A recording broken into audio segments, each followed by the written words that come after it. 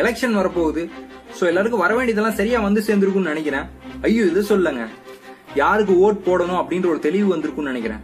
இந்த நேரத்துல ஒரு சில விஷயங்களுக்கு ஞாபகப்படுத்தினா சரியா இருக்கும்னு தோணுச்சு, அதனால சொல்றேன்.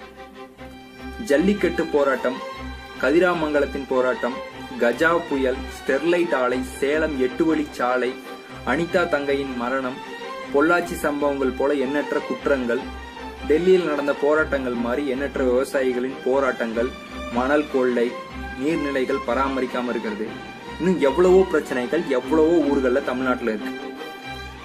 சோ ஒவ்வொரு பிரச்சனையப்பவும் யார் நம்ம கூட நின்னா, யார் நமக்காக குரல் கொடுத்தா, யாரு களத்துக்கு வந்தா எல்லாமே நம்மளுக்கு தெரியும், நம்ம பார்க்கிறோம் இல்லையா?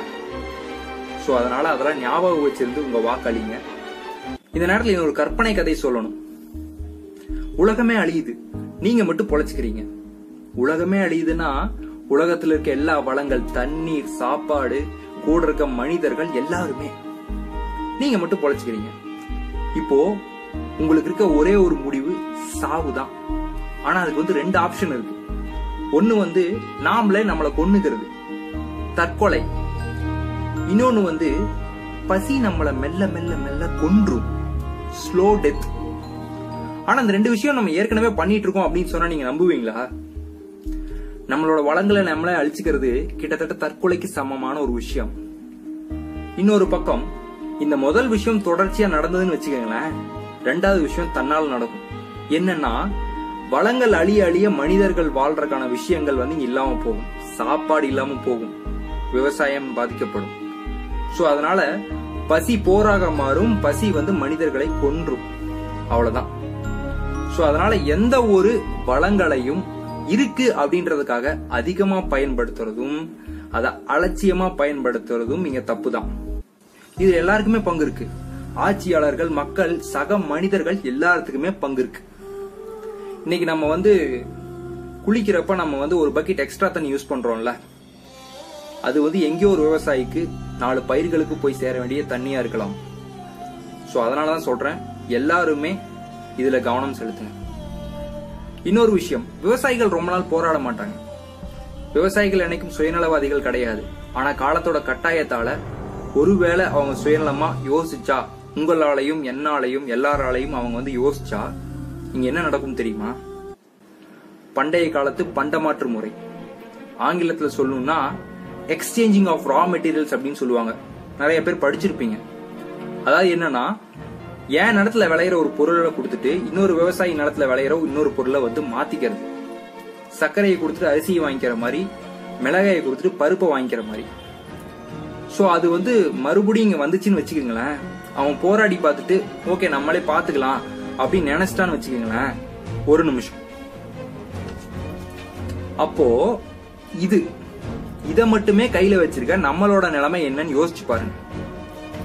இங்க எந்த ஒரு விஷயம் ஆக்கம் இல்ல அழிவு ஆகணும் அப்படின்னாலுமே மண் தான் மூலதனமே.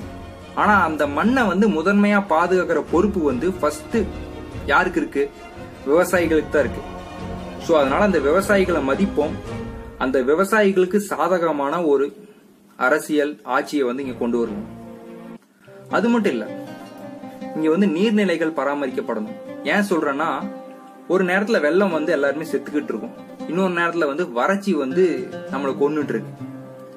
அப்ப வெள்ளம் வரும்போது தேக்கி வைக்கிறதுக்கு நீர்நிலைகள் வேணும். அது சரியான முறையில பராமரிக்கப்பட்டிருக்கணும், பாதுகாக்கப்பட்டிருக்கணும். சோ இயற்கை வளங்களை பாதுகாக்கிற மாதிரி, இயற்கையை பராமரிச்சு நமக்கு திருப்பியும் பழைய வாழ்க்கையை கொடுக்கற மாதிரியான ஒரு ஆட்சி இங்க தேவைப்படுது. இன்னொரு விஷயம், விவசாயிகளோட கடன் தள்ளுபடி.